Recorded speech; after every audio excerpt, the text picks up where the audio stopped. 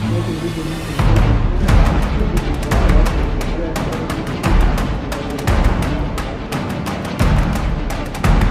we go. Queen Mary.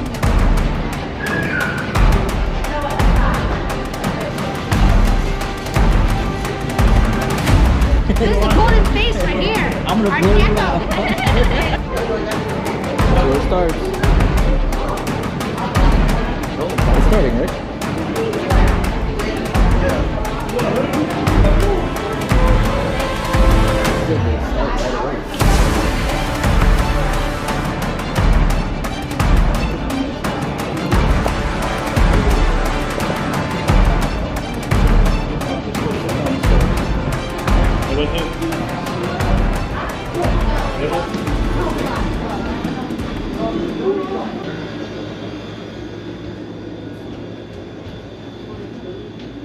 Oh, that's far.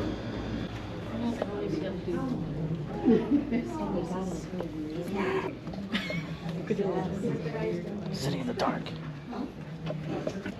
Welcome aboard the RSM Queen Mary. We'll be your guide for your Haunted Encounters tour. Throughout our time together, we are going to gradually make our way down 3 decks. Every time we stop moving, I am going to tell you a ghost story. I want to be clear that these are not my ghost stories, because I don't have any ghost stories, but they are the stories that were told to us by passengers and crew. Whether or not you believe in the paranormal, I am going to give you just enough history so the stories at least make sense in reference to this ship. The Queen Mary was owned and operated by the Cunard Line. She made her maiden voyage May 27, 1936. Her route was between Southampton, England and New York City.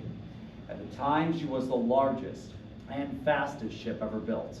Over 81,000 gross tons, capable of speeds up to 34 knots, about 37 miles per hour. Right now, give you a minute or two to look around, take some pictures, see if you catch some shadow people, light anomalies, or orbs. If at any point you get dizzy, it's just a ghost passing through you, don't worry about it. When you're ready to move on, come back to the open door.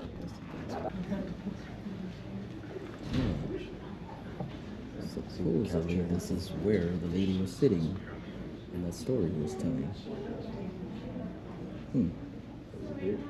Every once in a while, after I finish telling the Mauritania story, I'll get asked one of 2 questions. Either, do we know who the woman was, or do we know how the woman died? Which is really morbid, I don't know why people ask that. But we don't know who she was. We're not entirely certain that she did die. What I was describing in here, and what I'm about to describe out there, could very well be what parapsychologists or professional ghost hunters call a residual haunting. What you see in Hollywood are mostly conscious hauntings, where it's clearly the spirit of a dead person messing with the living. A while back, one of our former engineers at Roubaix was walking along main deck. He was on his cell phone, like a good employee. He noticed some kind of movement ahead of him. Looked up from his phone, he saw a young boy he guessed to be around 10 years old walking towards him, which he thought was strange because he was working the graveyard shift. It was 2 a.m. and there were no other adults around. Arube stopped walking, the little boy kept coming closer to him.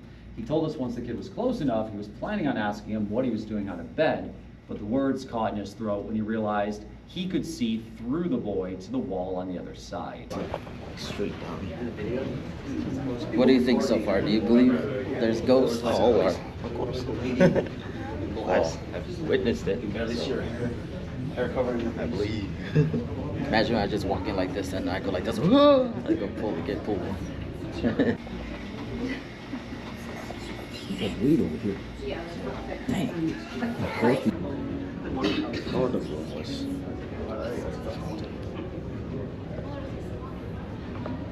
There's a spot. What spot? One of the most prolific passengers to sail in the Queen Mary was Winston Churchill, the Prime Minister of Great Britain during World War II. He sailed on the ship 6 times, 4 times during the war, 2 times afterwards with his wife. Whenever he was on board during World War II, he had his own private suite. All the rooms around that became his war offices. We now have a designated Churchill suite. M119 on the starboard side is believed to be the room he stayed in. It's also the most requested hotel room on board. A lot of the guests who stay there tell us at random times it will smell cigar smoke. If you don't know anything about Winston Churchill, he was notorious for being a very heavy drinker and smoker. Parapsychologists believe that the smell of cigar smoke is Churchill's essence, lingering in the room even 3/4 of a century after he occupied it. That led to a story of a housekeeper following the smell of cigar smoke right up to the door of the Churchill suite. She knocked several times, no answer. Finally just keyed herself in. She said she came across a portly gentleman sitting in a chair smoking a cigar. When she informed him, "Sir, there is no smoking allowed on the ship," he dissolved into a portrait above the chair, which just so happens to be of Winston Churchill. Now, folks, we're going to continue down one deck. As we do, we will be passing what I consider to be the most terrifying room on board, the gym. Watch your step.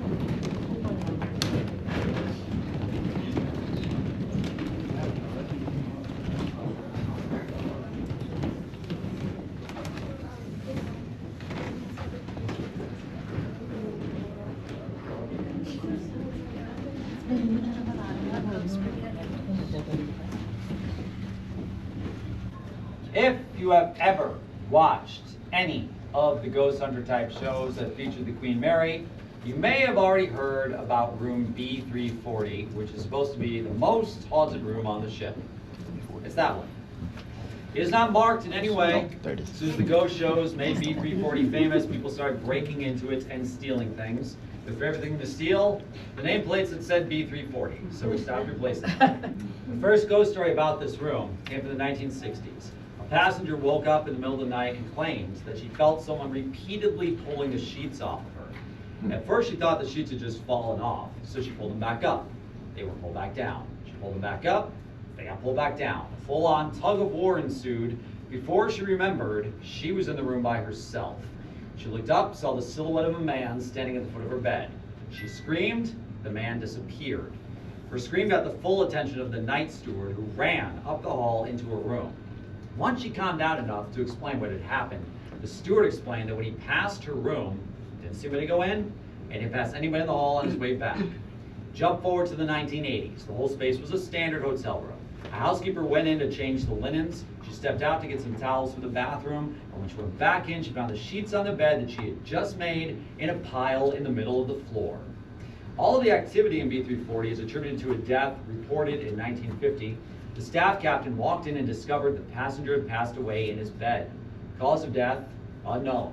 Whoever this gentleman was, we just call him Walter. He's the ghost that's believed to haunt B340. The room was discontinued for renting because of the constant complaints from hotel guests. They would wake up to see the lights in the bathroom turning on and off by themselves. Guests would leave the room, come back, all the water fixtures would be running, or they would hear a knock at the door, open it, and of course, there's nobody there. So finally the hotel said, enough, and they shut it down. There was talk for years afterwards of restoring B340 and renting it out as the haunted room. So in 2018, it became a mini suite that went for about $1,000 a night. Our first non-promotional guests kept calling the front desk to say, okay, we get it. You turn off the special effects, we just want to go to sleep. The attendant had to keep telling these people, there are no special effects, we just remodeled the room. They left abruptly at 2 o'clock in the morning. I'm guessing they had a good time. Folks, this entire side is still being renovated, so we can't go in, but you want to stand in the creepy hallway, take pictures, knock on the door, go nuts. We're going to loop back around to the front. Oh, who's the chef? Chef that died.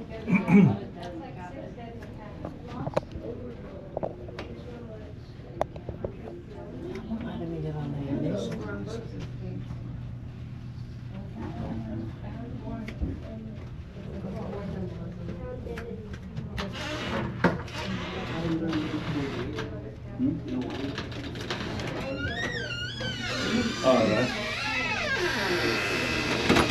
fully locked in. The door's closed. That was the scariest thing I saw the take. Ah, you heard that? Something's knocking. I heard something. Duk, duk, duk, duk. It was my stomach. It's my stomach. There's me.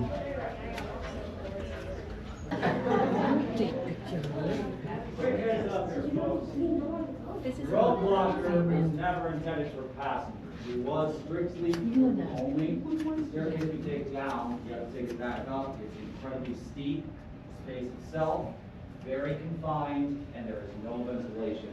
This is as close as we can get to the bow inside the ship, which was the site of an horrific accident during World War II.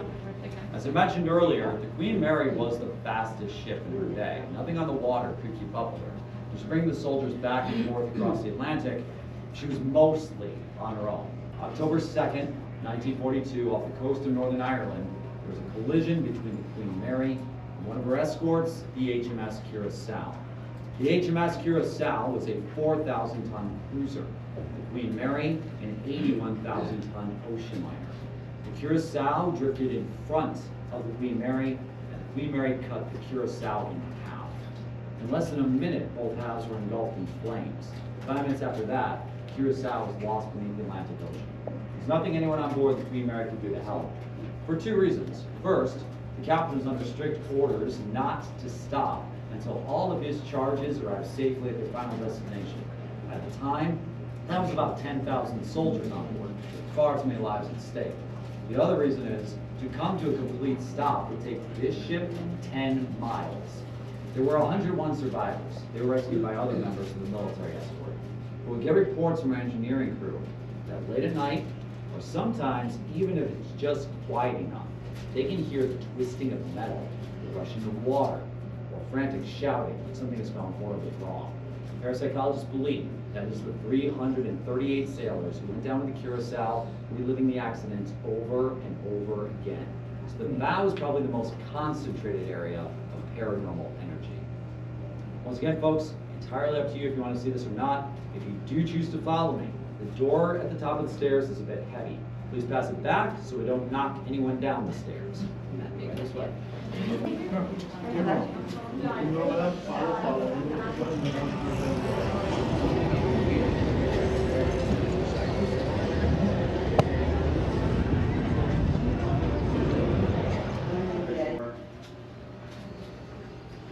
Those of you are happy. Look. Oh, I didn't touch that. I mean, I'll take a picture. That's enough.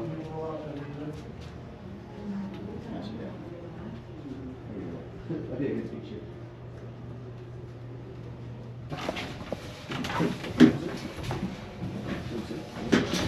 Hold it, 'cause it's...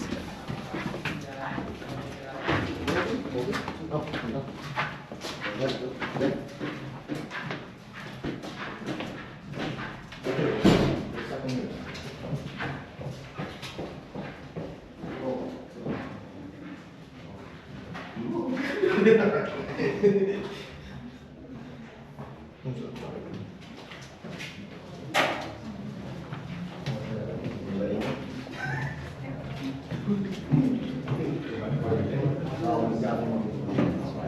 One moment, folks, don't wander too far. Just meant for the last couple of Alright, so you just came in, you make your way forward, take any photos you like. The rest of us, we're going to start very carefully, make our way up the stairs. So warm.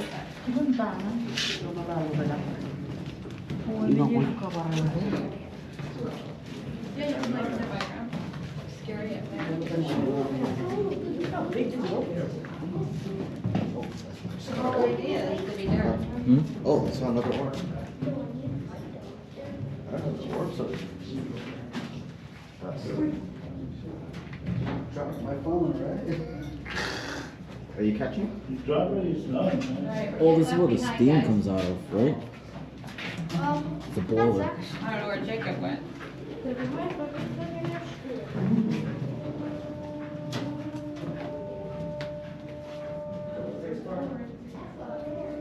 See? Do you see the orbs? No. They're flying all around. Mm. That's why I said I don't know if they're orbs or dust. You tell me, fans. Well, everybody's leaving, so we gotta go. Let me go. Can we go?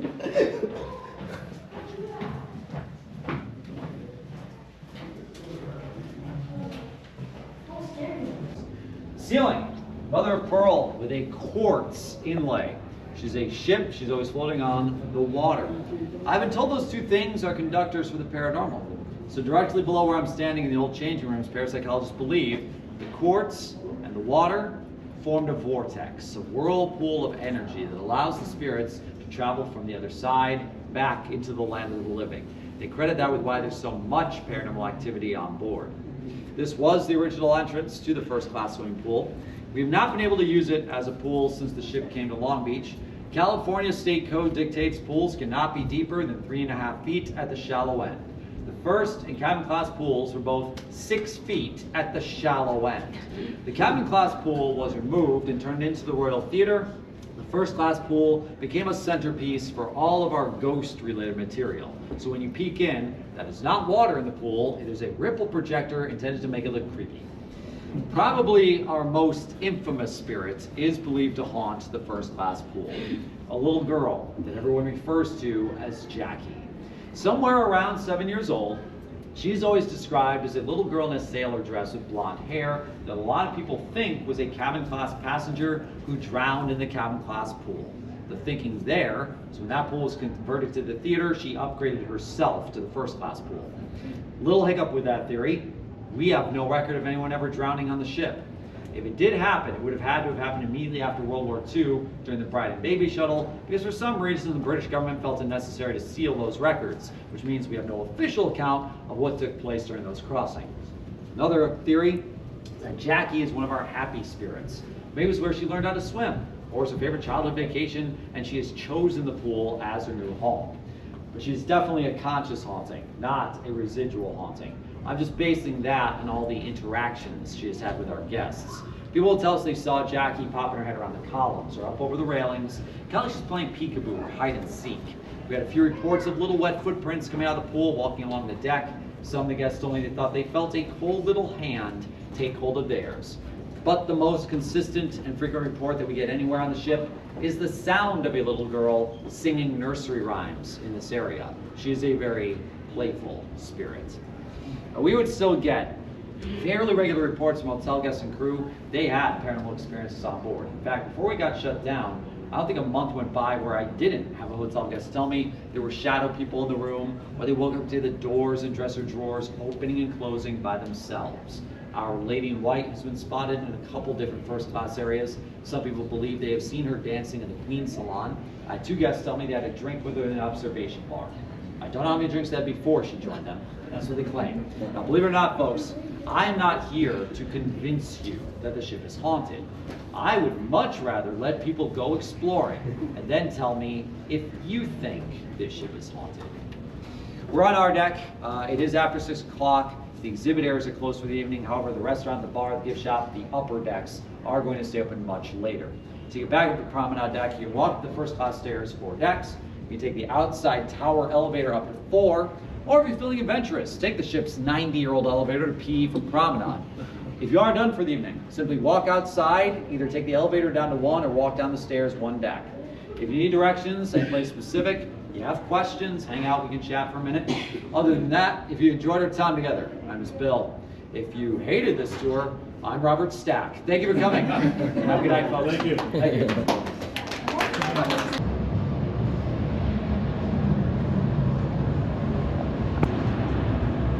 No, aquí está la foto. Aquí.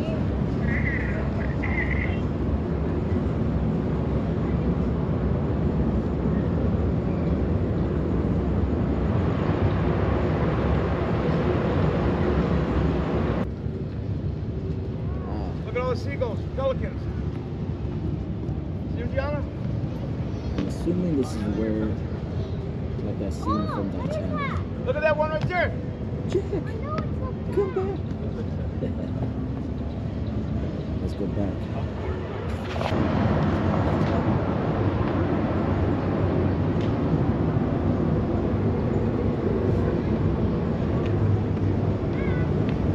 Alright guys, I think that should about do it.